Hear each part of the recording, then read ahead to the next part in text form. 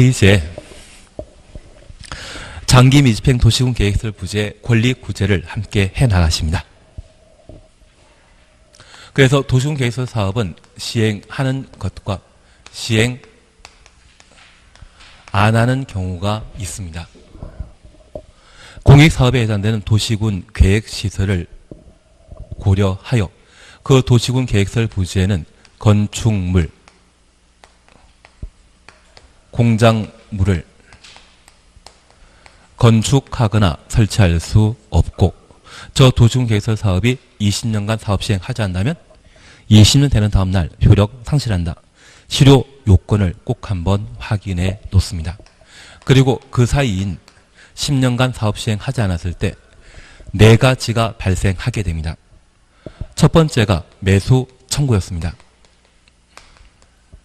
두 번째는 지방의회 보고, 그리고 지방의회에서 해제 권고할 수 있습니다. 그리고 세 번째가 토지 소유자가 해제 위반을 신청하는 경우입니다. 그리고 10년간 미집행 도시군 계획설에 대한 정비 4가지가 발생하게 되는데, 그 중에 매년 시험에 나오는 것이 매수 청구입니다. 얘를 잡아주는 게 필요합니다. 97년도에 도시군 계획설 부지로 장기간 규제받던 자가 헌법재판소에 위헌 신청을 신청한 적이 있는데, 헌법재판소에서는 몇십 년 동안 도시군 계획설 부지에 건축물 건축을 제한하는 것은 너무 가혹한 권리 침해라 하여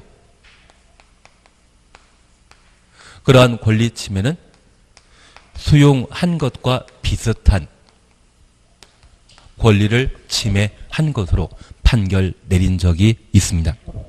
만약 헌법재판소에서 수용과 유사한 권리 침해라고 인정했다면 저 수용당한 토지 소유자에 대해서는 뭐 해줘야 된다?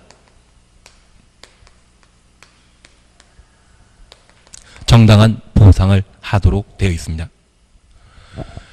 그리고 이에 걸맞는 법률 개정을 헌법재판소에서 요청했는데, 그때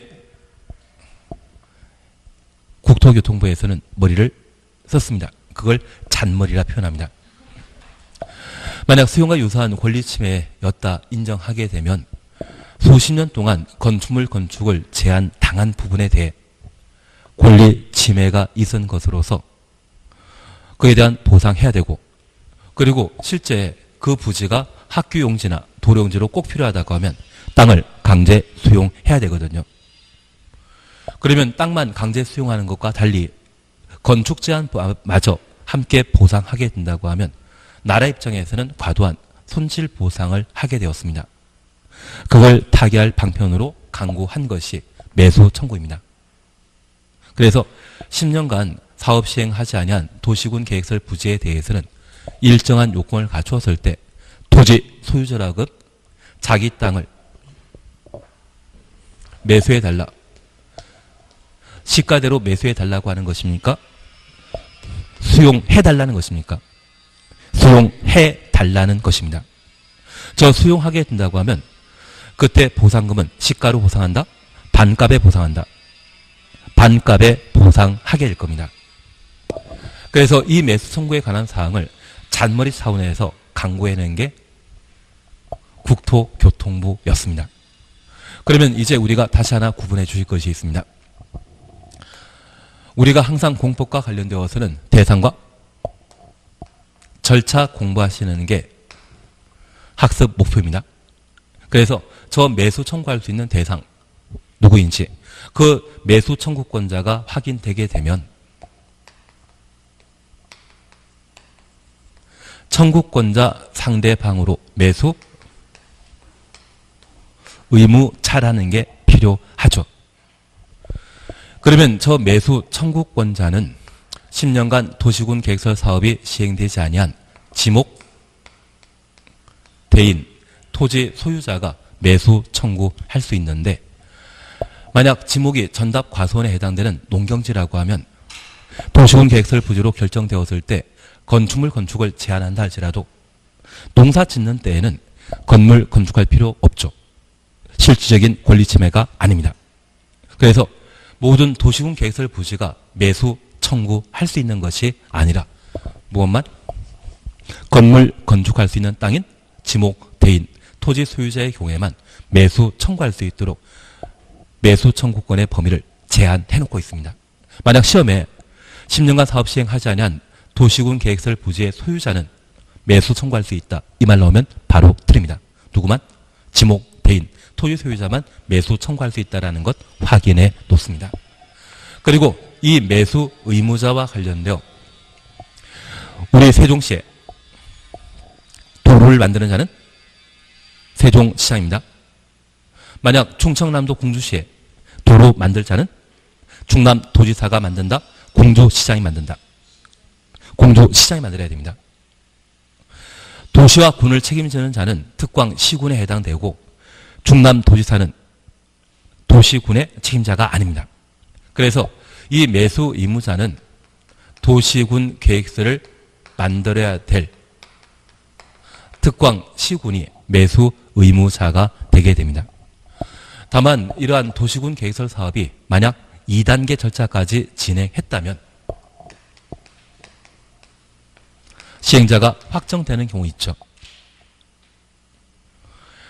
만약 비행정청이 행정청으로부터 지정받았다고 하면 그 사람이 도시군 계획설 사업 시행자가 되게 됩니다. 이미 시행자 결정되었다면 특광시군이 아닌 누구에게? 시행자에게 매수 청구하도록 되어 있습니다. 그리고 우리가 알길 철도는 누가 만든다? 철도공사에서. 고속도로는 도로공사에서.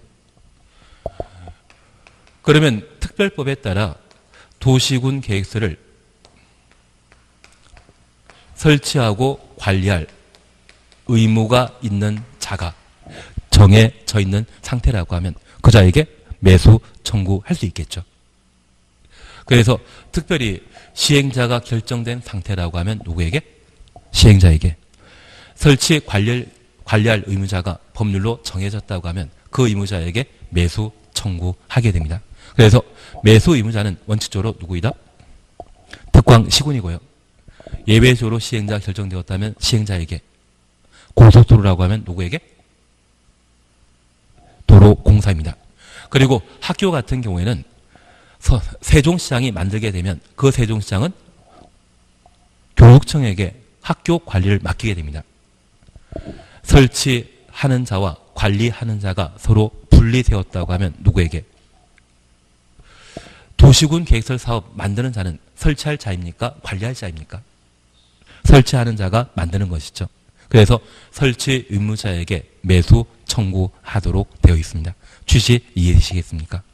그러면 이런 매수 청구권자와 매수 의무자를 우리가 각각 보셨다고 하면 그 절차에 관한 사항으로 토지 소유자가 매수 청구하게 되면 그 매수 청구 있은 날부터 6개월 이내 매수 여부를 결정하여 통지하도록 되어 있고 매수하기로 결정 통지했다면 2년 내 실제 매수하여야 합니다.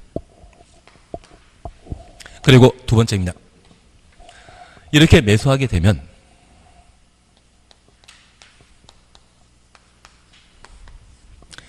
현물 매수한다? 현금 매수한다. 지금 매수 청구는 그냥 사달라는 청구입니까? 수용해달라는 청구입니까? 수용해달라는 청구입니다. 만약 환지 방식과 환권 방식의 경우에는 현물 보상이 가능하지만 수용이라고 하면 현금 보상하는 것이 원칙이거든요. 그래서 현금으로 보상해야 되고 저 현금으로 보상하게 되면 우리 공법에서는 가격에 관한 표현은 시가 또는 감정평가액입니다. 여기 감정평가액은 감정평가사가 평가한 금액을 감정평가액이라 하고 시장 가격을 줄여 시가라 표현합니다. 이 두 가지 말이 나와야 되는데 만약 공시지가라는 말 쓰게 되면 무조건 틀립니다. 공시가는 토지에 관한 가격으로 나중에 농지법 공부할 때는 등장할 수 있지만 국토계획법, 도시개발법, 정비법, 건축법, 주택법에서는 공시지가라는 말 나오면 무조건 틀립니다. 공시가는 잘못된 가격으로 기억해 주시고 시가 아니면 감정평가액입니다. 그런데 우리 법에서는 딱 두 군데 이 말 대신 엉뚱한 표현이 나옵니다. 그중 하나가 여기입니다. 그래서 우리가 기억하시길 시가는 시장 가격 100% 반영한 가격인데 토지를 강제 수용하게 되면 100%에 수용한다? 반값에 수용한다. 반값에 수용하게 됩니다. 우리가 국토계획법의 수용 보상에 관한 규정 공부하시면서 이 법에 정한 특별한 규정 외에는 공지법에 관한 규정을 준용한다. 그 말 기억나십니다.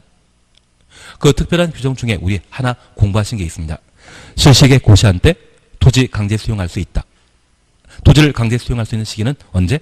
실시계 고시한 때. 그리고 또 하나가 재결 신청입니다. 그 두 개 뺀 나머지는 다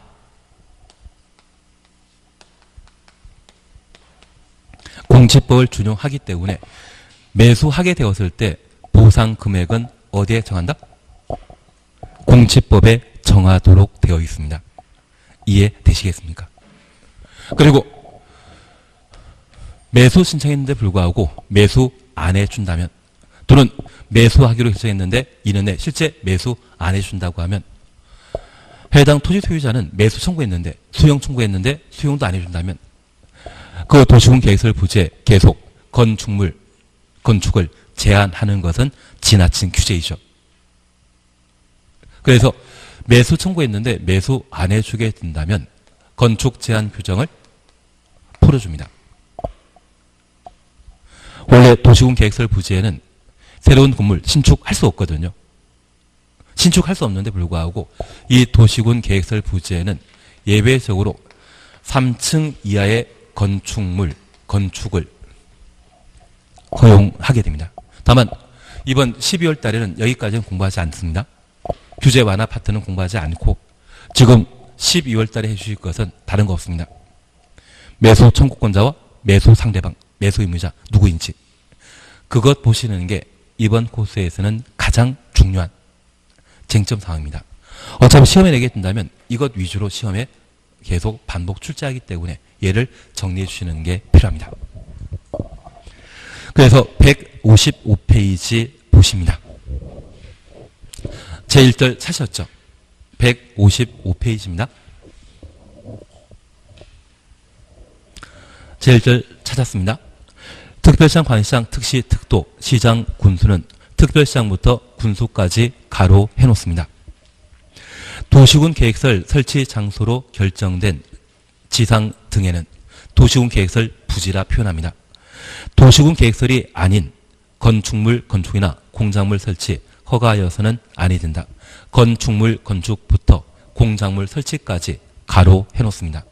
그래서 도시군 계획설 부지에는 건축물과 공작물 건축 설치할 수 없다.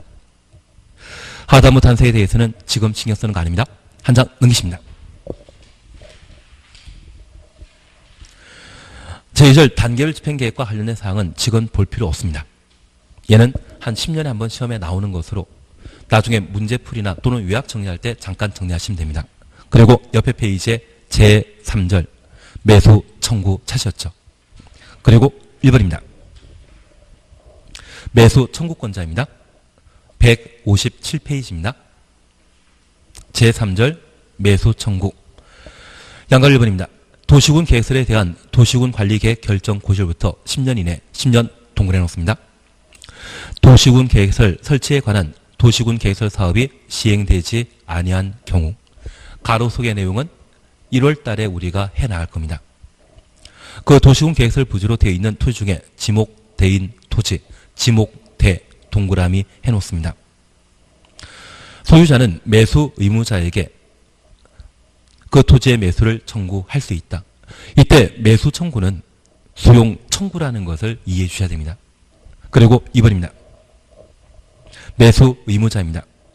대통령령이 정하는 바에 따라 특별시장, 관시장, 지장, 군수에게 그 토지의 매수 청구할 수 있다. 특별시장부터 군수까지 가로 해놓습니다. 매수 의무자는 누구이다? 특광 시군입니다. 다만 다음 각 호의 경우에 해당되는 경우에는 그에 해당하는 자에게 매수 청구할 수 있다. 1번 시행자, 시행자 줄만 쳐놓습니다. 2번은 워낙 지문이 길기 때문에 시험에 거의 안 나오는데 잠깐 확인해 주십니다.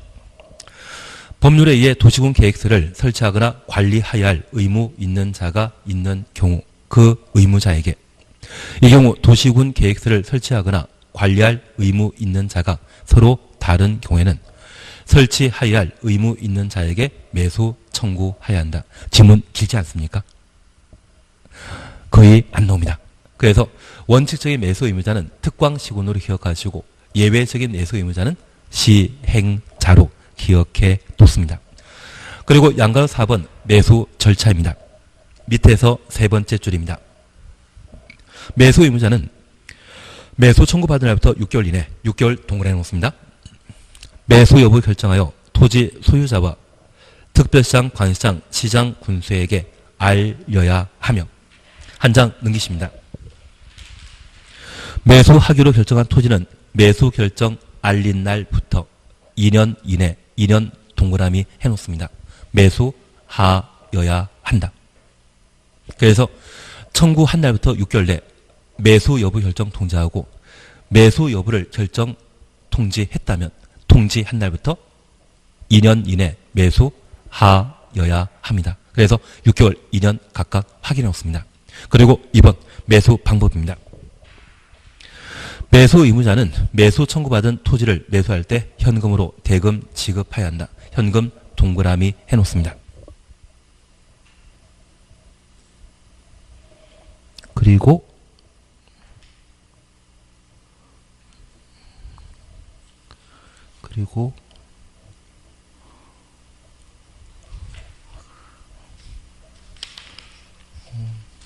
그리고 2번 도시군 계획설 채권에 대해서는 나중에 하십니다. 얘는 도시군 계획설 채권은 나중에 해 주십니다. 그리고 페이지 등기지 마시고 첫 번째 줄 다시 올라와 주십시오. 첫 번째 줄 보시게 되면 2년 이내 매수하여야 한다 사셨죠? 바로 밑에 이 경우 매수 청구된 토지의 매수가격 가로 해놓습니다. 매수 절차 등에 대해서는 이 법에 특별한 규정이 있는 경우 외에는 공익사업을 위한 토지 등의 취득 및 보상에 관한 법률을 준용한다. 그래서 우리가 기억해 주실 것은 이런 방법으로 매수 청구하고 현금으로 매수하게 되었을 때 매수 가격은 어디에서 결정한다?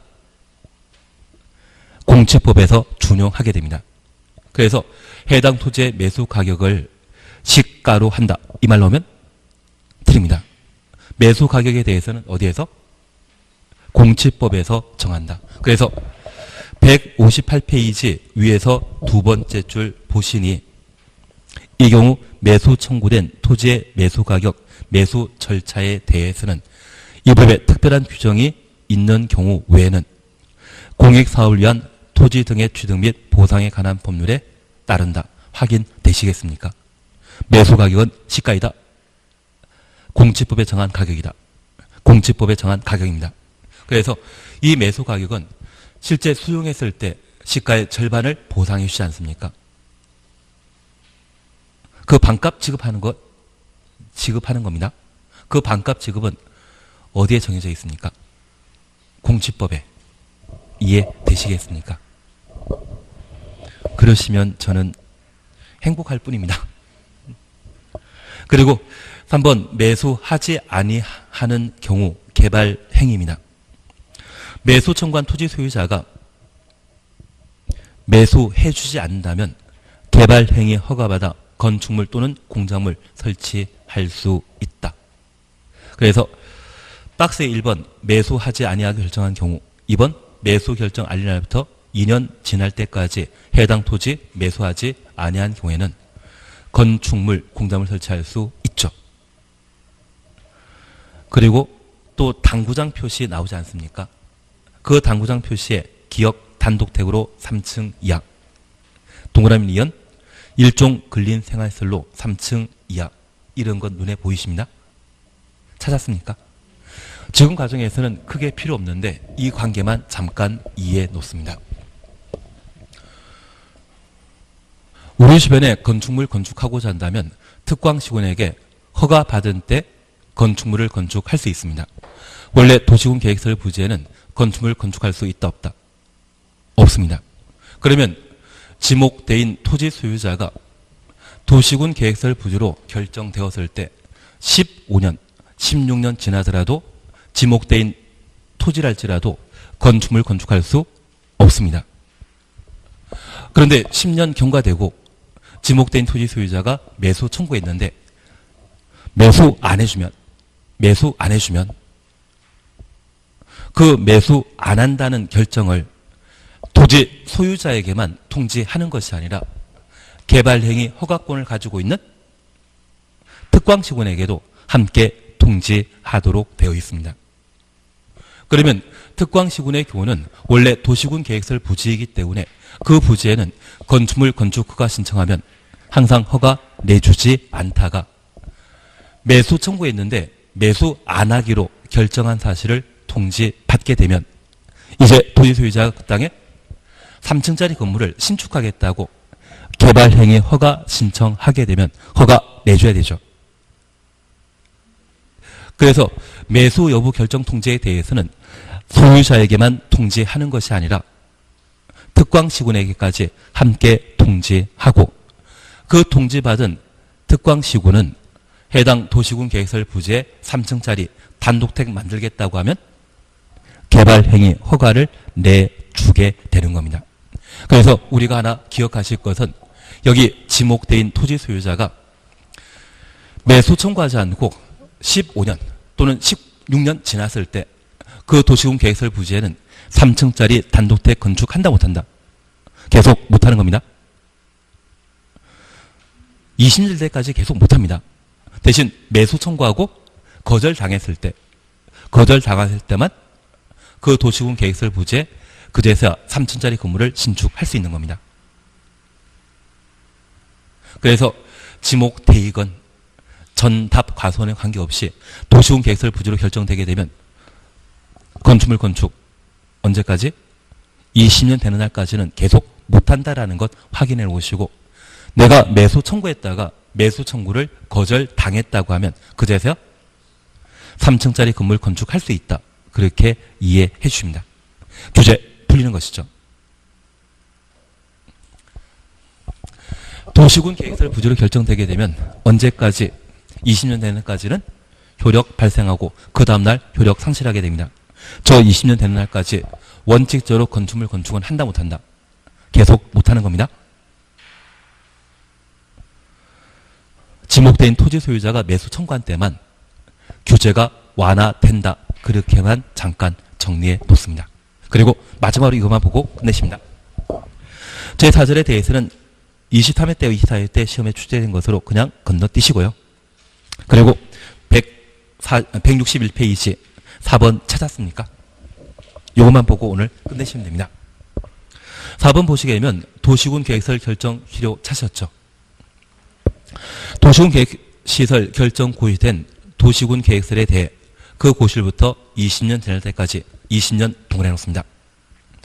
그 시설 설치에 관한 도시군 계획설 사업이 시행되지 아니한 경우 도시군 계획설 결정은 고실부터 20년 되는 다음날 가로 해놓으시고 다음날 줄쳐 놓습니다.